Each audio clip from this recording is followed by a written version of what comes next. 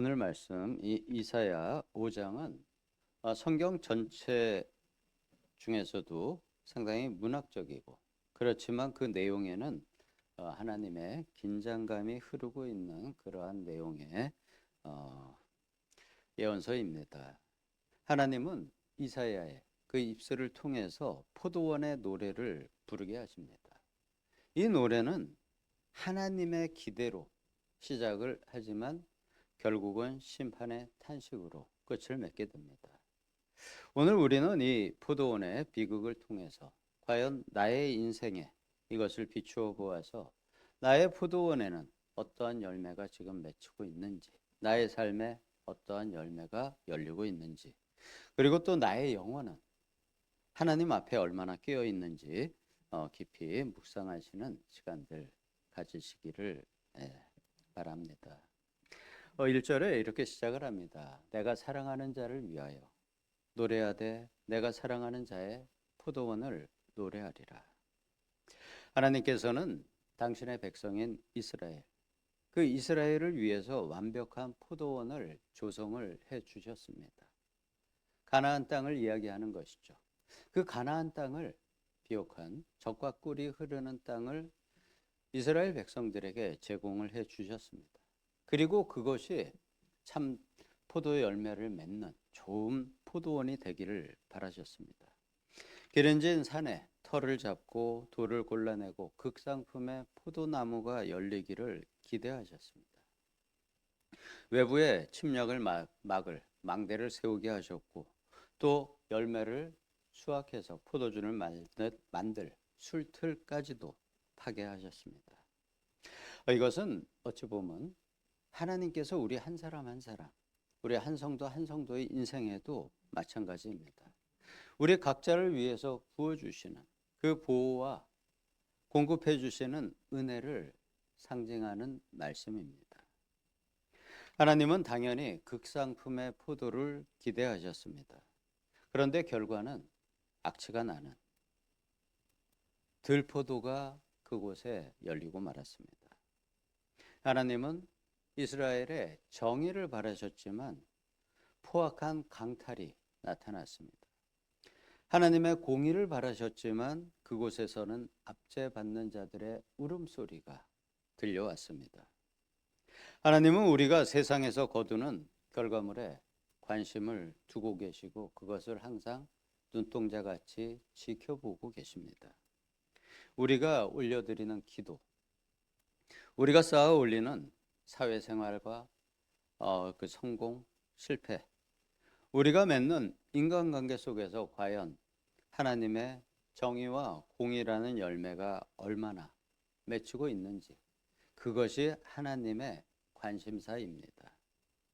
내가 가진 모든 것 그것이 하나님께서 심어주시고 열매 맺게 하는 것임을 우리는 잊지 않아야 합니다.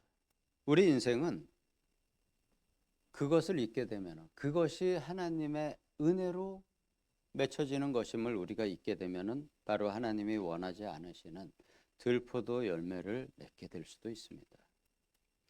지금 이곳에 이 5장에서 이야기하는 들포도 열매를 맺은 지도자들에게 이 말 화 그리고 그들이 그러한 들포도 열매를 맺게 된 원인을 두 가지로 구분을 해서 말씀해 주십니다. 이 포도원을 망치는 첫 번째 원인은 탐욕입니다. 그 이스라엘 지도자들의 탐욕. 8절에서 이렇게 표현을 합니다. 가옥에 가옥을 이으며 전토에 전토를 더하여 빈틈이 없도록 하고 집을 계속해서 넓혀가고 자기의 땅을 넓혀가서 빈틈이 없도록 다른 사람의 집과 나의 집, 다른 사람의 땅과 내 땅의 경계가 있어야지 되는데 그것을 무리하게 넓혀가는 욕심, 탐욕을 말씀하고 있는 것입니다. 자기의 탐욕을 채우기 위해서 가난한 이웃의 삶의 터전을 강탈하는 그러한 자들에 대한 고발의 내용입니다. 그들은 더 넓은 가옥과 전토를 소유하고 더 넓은 망대를 세우며 또 자신들의 삶에 이렇게 빈틈이 없이 모든 공간을 물질로 채우려고 합니다.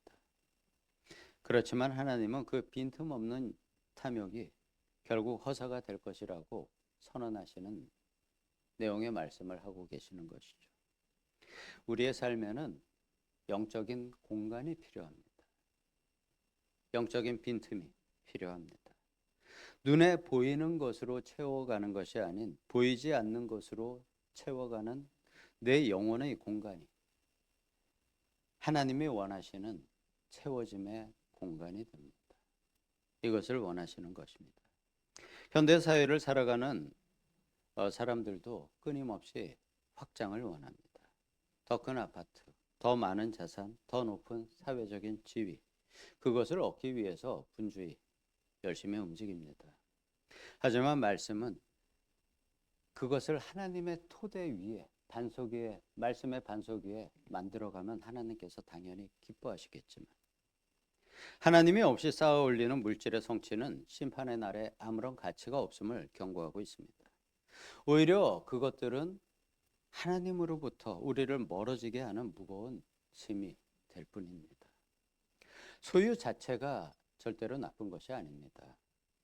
소유의 풍요로움은 하나님의 사역을 하기 위한 또 하나의 도구가 됩니다. 내가 가진 소유, 그것을 하나님의 정의를 실현하는 도구로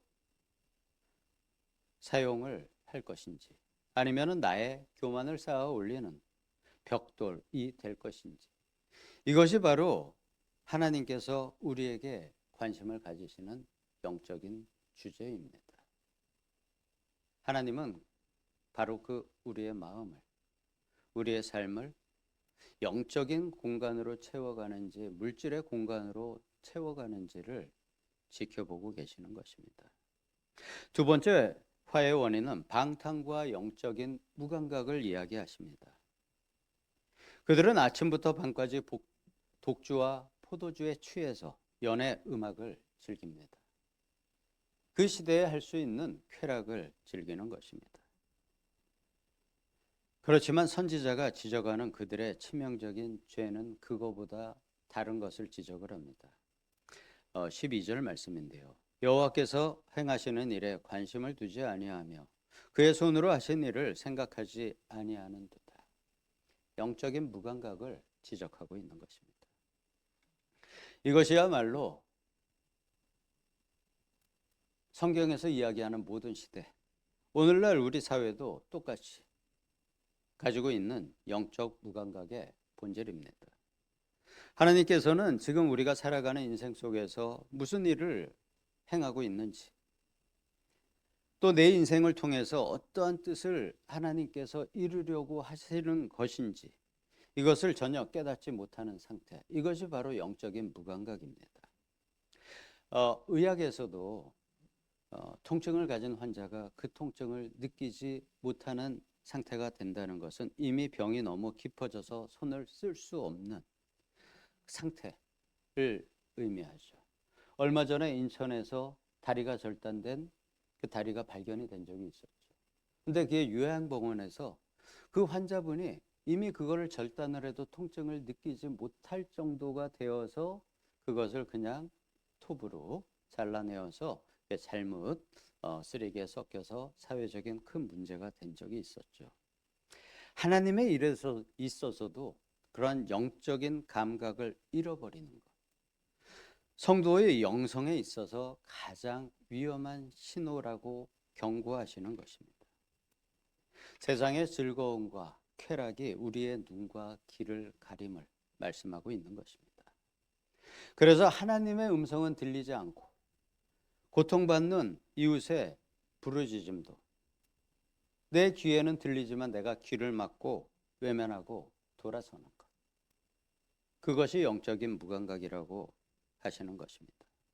이것이 바로 하나님께서 수월히 그 지옥이 그들을 삼키게 하는 이유라고 말씀하시는 것입니다. 이렇게 탐욕과 쾌락으로 채워진 영혼은 결국 아무것도 채울 수 없는 허무의 나락으로 떨어지게 됩니다. 그래서 이 모든 심판의 마지막은 거룩함에 대한 심판입니다. 우리가 받을 심판, 우리가 죽어서 예수님을 만나던, 예수님께서 재림하셔서 우리가 예수님을 대하던 우리가 받을 그 심판의 기준은 거룩함이라는 것이죠. 16절에서 이렇게 말씀을 하십니다. 만군의 여호와는 정의로우심으로 높임을 받으시며 거룩하신 하나님은 공의로우심으로 거룩하다 일컬음을 받으시리니. 사람의 탐욕은 멈출 줄 모르고 팽창을 해갑니다. 하나님의 거룩한 정의는 그들 행동의 끝에서, 그들의 삶의 끝에서 그들이 행한 공의가 하나님 앞에 드러나게 됩니다.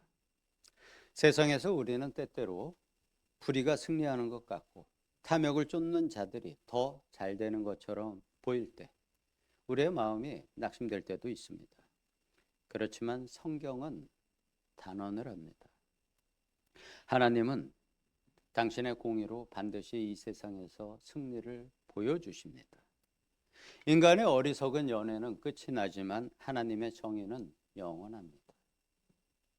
예수님 이후의 세월만도 2000년을 그렇게 지켜왔습니다. 하나님의 공의와 정의가 이 사회의 바닥에 깔려서 흘러왔던 것이죠. 그렇지 않으면 소돔과 고모라처럼 아마 이 세상은 벌써 멸망을 했을 것입니다. 우리 사랑하는 성도 여러분, 이 말씀의 끝에서 이 말씀을 묵상하는 가운데 우리는 결단을 해야지 됩니다.